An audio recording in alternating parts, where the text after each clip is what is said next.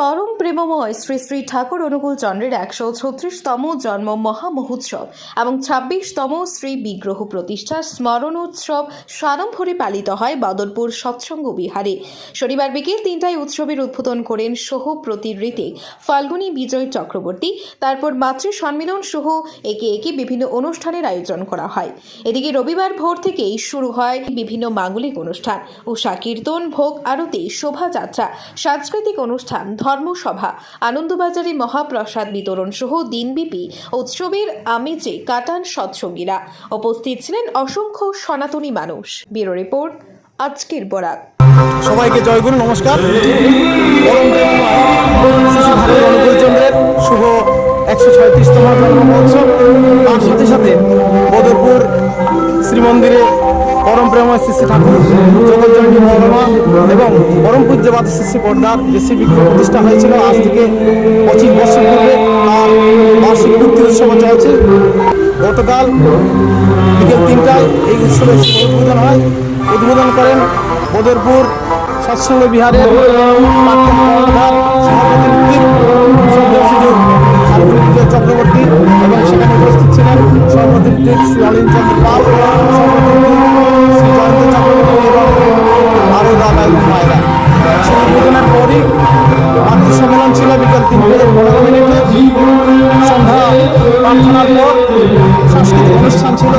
সেখানে ছোটো ছোটো মেয়েরা, ছোটো ছোটো ছেলেরা নৃত্যানুষ্ঠান করে তার সাথে সাথে সঙ্গীতান তৈরি হয়েছিল এবং ছোটো ছোটো ছেলেদের বসে আগে প্রতিযোগিতা ছিল। আজ ভোরবেলা নহবতের সুরধ্বনির মাধ্যমে উৎসবের শুরু হয়। তারপর উষা কীর্তন বদরপুর শহরের বিভিন্ন অঞ্চল প্রদক্ষিণ করে সকাল ৪টায়, সকাল ১০টার সময় শ্রী ঠাকুর, শ্রী বড়মা এবং শ্রী পর্দার প্রতিকৃতি নিয়ে বর্ণাঢ্য শোভাযাত্রা হয়। বদরপুর শহরের বিভিন্ন অঞ্চল পরিক্রমা করে জিআরপি কলোনিতে যেখানে উৎসব প্রাঙ্গণ সেখানে সমাপ্ত হয়। আজকে এই অনুষ্ঠানের বিশেষ আকর্ষণ ছিল মাসিমপুর বিএসএফের যে মিউজিক ব্যান্ড। ওনারা দীর্ঘ ২ ঘন্টা সময় শ্রী ঠাকুরের বিভিন্ন গানের সুর তাদের মিউজিকের মাধ্যমে উপস্থিত তাকে আনন্দ দেন। দুপুরবেলা 1:30 শুরু হয় সৎসঙ্গ সম্মেলন। সেখানে মূল বিষয় ছিল দীক্ষাপত্র সমীক্ষার উপর এবং তার পরবর্তীতে সাংস্কৃতিক অনুষ্ঠান চলছে। আবার 3:30 ধর্মসভা অনুষ্ঠিত হবে। সেখানে বড় উপাধ্যায়রা বিভিন্ন শ্রী ঠাকুরের পাঞ্জাবের কর্মীবৃন্দ তাদের বক্তব্য রাখবেন। সেখানে বিষয় থাকবে দীক্ষাপত্র সমীক্ষার উপর বর্তমান শ্রী আচার্যদেবের যে নির্দেশাবলী তার বিষয়ে বিভিন্ন আলোচনা। আজকে সামনে প্রার্থনার পর সাংস্কৃতিক অনুষ্ঠান হবে।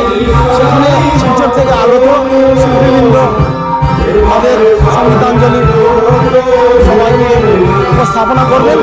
তার পরবর্তীতে নৃত্যনাট্য অনুষ্ঠিত হবে। এর পরবর্তীতে আজকের এই উৎসবের সমাপ্তি ঘোষণা হবে। জয় গুরু।